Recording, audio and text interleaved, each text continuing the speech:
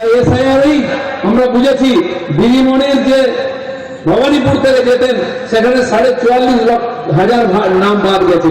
উনি কত ভোটে যেতেন, কেন যেতেন আমরা জানলাম। যে নন্দীগ্রামে গেলেন ওখানকার লোক কানুরে বাড়ি পাঠিয়ে দিল ওখানে মাত্র 10,000 মৃত ভোটার ছিল, জিততে পারলেন না। রানাঘাটের সভায় দিলীপ ঘোষের মুখে শুভেন্দু অধিকারী নন্দীগ্রাম জয়। নন্দীগ্রাম কান মূলে বাড়ি পাঠিয়ে দিয়েছে। নন্দীগ্রাম নিয়ে মমতা বন্দ্যোপাধ্যায়কে আক্রমণ শানিয়েছেন দিলীপ ঘোষ।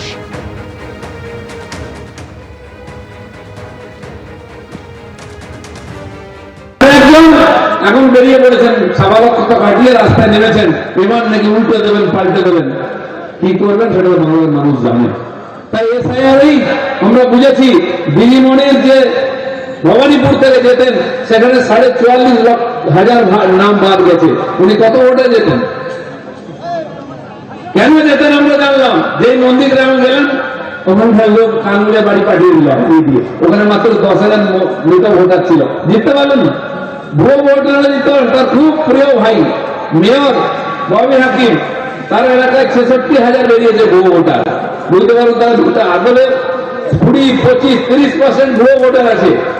এই যে 3 বার জিতেছে টিএমসি, পুরোটা ভুয়ো ভোটারের ভোটে জিতেছে। সিপিএম তাই করতো।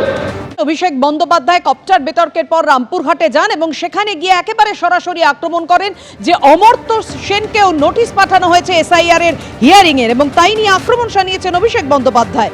দেব মোহাম্মদ স্বামীকেও এসআইআর এর নোটিশ পাঠিয়েছে। রামপুরহাটের সভায় বিজেপি ও কমিশনকে কড়া আক্রমণ অভিষেক বন্দ্যোপাধ্যায়।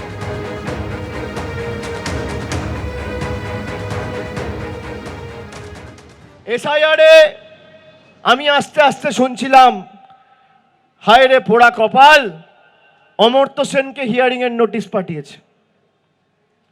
অমর্ত্য সেন ভারতবর্ষের জন্য নোবেল পুরস্কার জিতে এনেছে। দেশের নাম যে বিশ্বসভায় বিশ্ববন্দিত করেছে,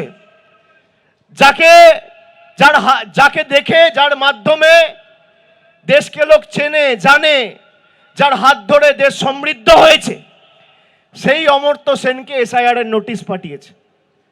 কালকে দেখছি বাংলা সিনেমার উজ্জ্বলতম নক্ষত্র অভিনেতা দেব, তাকে হিয়ারিং নোটিশ পাঠিয়েছে।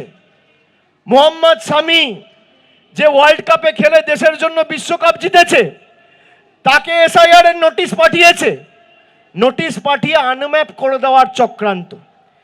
যারা বাংলার মানুষকে আনম্যাপ করতে চায়, আগামী দিন সেই বিজেপির ছাইপাসগুলোকে বাংলা থেকে আনম্যাপ করে চিরতরে ঝেঁটিয়ে বিদায় দিতে হবে। এই লড়াই সেই লড়াই। হয়তো বানানে ভুল আছে, অমর্ত্য সেন আবেদন করুন, তারপর বিএলও বাড়িতে গিয়ে দেখে আসবে, দাবি শুভেন্দু অধিকারী। নিশ্চয়ই নামের বানান ভুল আছে, নয় স্পেলিং মিস্টেক আছে, কিছু তো একটা কারণ আছে, এমনি তো ডাকেনি।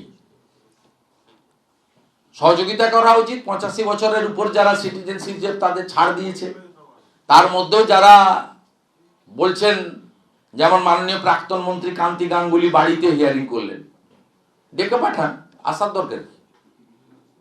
ফোন করে বলুন আমি অসুস্থ, লোক পাঠিয়ে দেবে তো, বিএলও গিয়ে করে নিয়ে চলে আসবে। এবিপি আনন্দ, এগিয়ে থাকে, এগিয়ে রাখে।